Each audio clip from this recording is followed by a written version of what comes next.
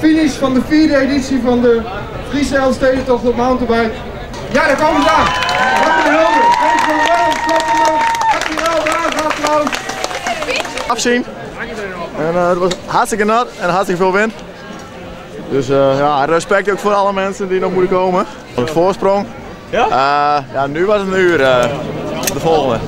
Ja, dat was vrij zwaar. Het parcours lag er heel zwaar bij. We hebben alle edities tot nu toe gereden. Maar dit was wel verreweg de zwaarste die we gereden hebben. Dit is niet de eerste keer dat jullie gewonnen hebben. Nee, klopt, de tweede keer dat we hem winnen. Gefeliciteerd. Dankjewel.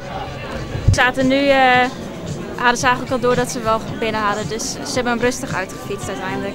Vrijdag ging het goed, voelden ze zich goed. Zaterdag ging het ook goed, maar hebben ze het wel heel zwaar gehad, ook door het zware parcours. Sta je te wachten? Op Homme Rodehuis en Ronald van den Erik. Nummer 29, de Terbokken. Ze stonden tweede in het klassement, dus als ze dat vol kunnen houden zou dat heel leuk zijn.